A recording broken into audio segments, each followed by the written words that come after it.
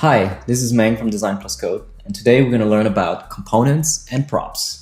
So just like symbols and components and design tools, a React component is really useful for making your design more dynamic and more maintainable. They're like the Lego blocks for your design. So here we're going to learn how to create this card that can be reused multiple times, and we're going to pass the data so that they can be fully customizable in terms of setting the background, the title, as well as the caption here. So we're gonna follow this design right here. And you can see that even in the Figma file, this is a component. And we're gonna use the same philosophy, the same concept when we're gonna apply that to our React component so that they can be customized in terms of the label here, the title, and the image. Now, the first thing we're going to do is to create a component file. So the component that we have here is kind of an example of what we should create. So to create one, we're going to right-click Components and New File. We're going to call it card.js. So in our card.js, we're going to first import React from React. And then we're going to create an empty component. So const card is equal to props. We're going to pass the props later. And then arrow, parenthesis. Of course, we need a starting div with the class name of card. So we can style that later. And at the very end, we're going to export that to default as the name card. Now we just need two elements here, starting with the H3, React for designers, and then a P tag for 12 sections. So let's make this element visible somewhere. We're gonna go to the index page, and then at the very bottom, right before the last div, I'm going to write div class name is equal to cards. Then close this. So this is going to be useful to position our collection of cards. Now inside it, we're going to have a big title using an H2 tag. I'm going to name it 11 courses, more coming. And then we're going to import our card. Now, when you type card, you can see an option is in the auto completion. So the thing is, it's better to use it from here because then it's going to auto import the card. So I click here and I close my card and I go up and voila, it wrote this line of code for me with the correct folder as well as the naming of the component. So that's super useful. Now scrolling back down, looking at the card component, we might want to pass some data that we call props. We're going to pass the title, React for designers. I'm going to put this on a new line so that it's easier to read. And then we're going to pass the text, which is 12 sections, and the image, which is going to be require, parenthesis, single quote, and I'm going to pass one of the wallpapers. So wallpaper.jpg. So as you can see, this is how we pass the props to the component so that the component is actually customizable, just as you would in Figma, for example. So each of these cards have a very specific data, and they are all customizable, but they are all using the same master component. So now let's start and apply that data into the component. So we have the props here and we just need to use it. So instead of putting this text manually, we're gonna do curly brackets, props, and then we're gonna set the title. As you can see, it's working. Now, if I remove this, it removes the text, but I'm gonna pass the props as the text. and it's working again. The other thing we want to do is to receive the image data as well. So we're going to add an image tag, src, and then close that tag first. We're going to set props image. And if we save, we can see that there's a giant image as part of our component. We just need to create a CSS file. We're going to go to components folder, new file, card.css. And then we need to, of course, import the CSS file. Import card.css. So now we're ready to apply the styling for the component. We're going to go back to card.css and start applying the CSS. Starting with the card name and setting to a max width of 300. Again, respecting the design itself, which is 300 by 225. So height 225. We're going to set to a position of relative because we want to make the image float inside it, as well as maybe other elements. Then we're also going to use overflow hidden. Now, overflow hidden is going to make sure that it's using the card layer as a mask. So if we save it, it's going to respect that mask even though the image is way bigger. If I remove this card itself, the image takes the whole space. Now we're going to put it back, save, and we're going to add some border radius to 20 pixel. We're going to set the box shadow to 0, 20 pixel, 40 pixel, RGBA 000, 0.25 in terms of 25%. So now there's a nice drop shadow.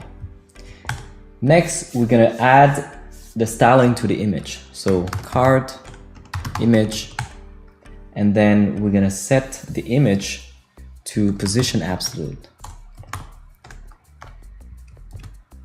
So the beauty here is that because this is position relative, this position absolute is going to be based on this context. So we're going to set to top 0. And we're also going to set the height to 110% because again, it's relative to the card. And now we have this really nice height. Now, the reason why I'm setting to 110% is because I might want to move it a little bit so that we have a nice parallax effect. But the problem with position absolute is that sometimes it goes on top of other elements. So in order to fix this, you might want to change the Z index to, let's say, -1. And now the text is barely visible, but it's there. We just need to color them. So card and then H3, we're going to set it to white. And now we can see them. The font size is going to be 30 pixel. The margin is going to be 20 from the top, 0 right, 0 bottom, and 20 left. Then we're going to set the width to 190 pixel because we don't want this to go too far. Lastly, we're going to set the styling for the paragraph. So P and then color. This time we're going to use RGBA, white at 0.8. Then we're going to set the text transform so that it's all uppercase, the font weight to 600, and the font size to 18. And here we're noticing that the text and the second text needs to be positioned correctly based on the design. So the second text should be at the bottom and the first text should be at the top. So what we're going to try to do is to divide this layout into two. So we're going to have one FR here, one FR here. This one is going to be aligned to the top and this one is going to be aligned to the bottom. So let's go back to the card and make it a grid. So display grid. And then we're gonna set the grid template rows to be 1 FR and 1 FR. Again, this is the fraction unit, meaning that this is gonna be divided by 2 equally. And now going back to the P, I can just align this to end. Now it goes to the bottom. And I guess I just need to fix the margin. So margin 0 for the top, 0 right, 20 bottom, and 20 left. And now we have the proper alignment for each of the text. Now align self is like saying, okay, instead of aligning all the items for that's inside the card, I'm just gonna go specifically to this item. I'm gonna align that to the end. And we have center, we also have start. So this is their naming convention for saying, you know, beginning and then middle and then end. Now let's try to add some animation on the hover state. So when a user hover the mouse here, we want something to happen. So we're gonna do card hover. We're gonna set the transform to scale this time. And the scale is gonna be 1.1 in terms of X and 1.1 in terms of Y.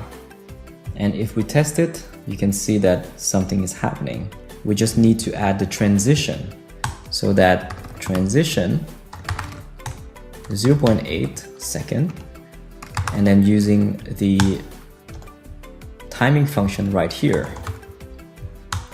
Again, you can use yours if you wish. Now it's starting to look like something. Additionally, what I want to do with this animation here is that since the card is kind of like moving up a little bit, I want the shadow to change. So I'm gonna set box shadow to 0, 30, 60 RGBA, and then I want it to be a little bit more prominent to 0.5 in terms of opacity. And now it looks like this. The other thing I want to do is I want to animate the image while the hovering state is happening. So what I'm going to do is .card and then hover, and I'm going to specifically target the image after that. So on that image, I'm going to apply a transform. I'm going to move that by -20 pixel in terms of the Y position. So now we have this. So we just need to add the transition on our image. So transition, we can just copy and paste this line of code actually.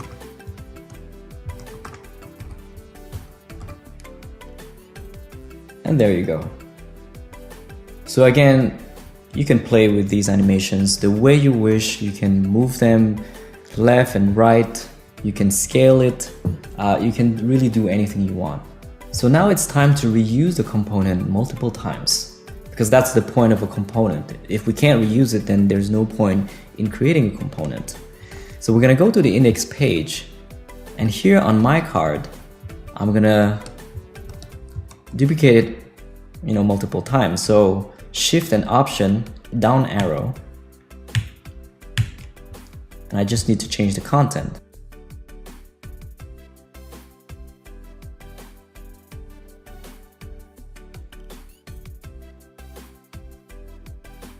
So now if I scroll a little bit, I can see that these are all stacking on top of each other.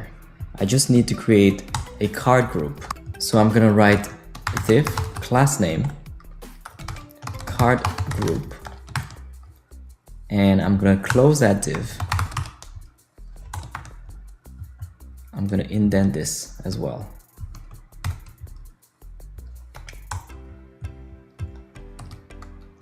Now I'm ready to apply the CSS by going to the index.css global. I'm going to apply styling to the card group class. First of all, we want to have some margin. So 50, 40, and then 100 from the bottom. Second of all, I want to have a grid. And third, I'm going to set the template so that we have 3 columns and 1 FR. So divide it. Now I just need to add a grid gap to 40 pixel. And I also want to align that because right now, if I do like this, it's not really aligning properly. It's hard to see, but if you select this, you can see that there are boxes and the card is actually not aligned in the middle. So we're gonna want to fix that. I'm gonna set it to justify items, center. The other thing we need to take care of is the way that it's gonna adapt to different size of devices. So we're gonna set a media for max width of, let's say, 1060. And for each of these media groups, we're going to change the number of columns that we're gonna have so that it always fits our screen. So in this case, card group, we're gonna set to grid template columns to 2 instead.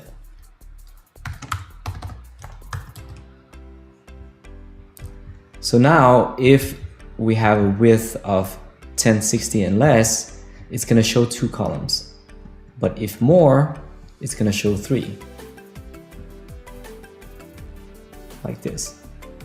I'm also going to set another one for media, max width 720. And this time I'm gonna set it to have 1 column.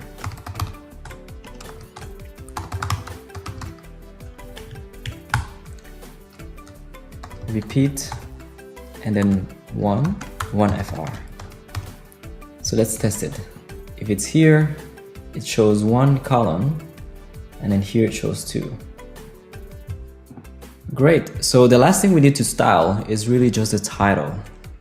So we're gonna set cards, and then H2.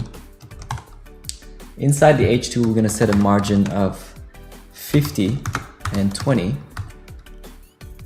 I'm gonna move this a little bit so that it doesn't overlap, and set the font size to 60 pixels, text align to center. Okay, the font weight 700, and finally we want to have some gradient on this text here, just like in the design. So you can see that there's a gradient here, and if you go to code, you can find the colors for the gradient, and that's exactly what we're going to need. We're going to apply the background. So background, linear gradient, starting at 104 degree. Then the first color, which is this one, at 0%. Then the second color, which is this one, at 100%. So we have the background, but we want to make sure that this is only applying to the text. So we have to apply some special properties, such as WebKit background clip to text, and then WebKit text fill color to transparent. And voila, you have the gradient applied to the text. So you've learned a great deal of stuff in this specific section. We've learned how to create a component from scratch. We've learned how to apply props to it so that we can reuse a component with customizations. And we've learned how to do some extra animations, as well as how to apply some text gradient to our layers. I hope you're starting to see the power of components in code and how much it's similar to the way you design in Figma or Sketch. And that's really the point of this course, is to connect design and code together so that you can be consistent when building your own design system. And we're just scratching the surface here. In our next lessons, we're going to learn about states and events, so I hope you're excited to learn more with me. See you next time.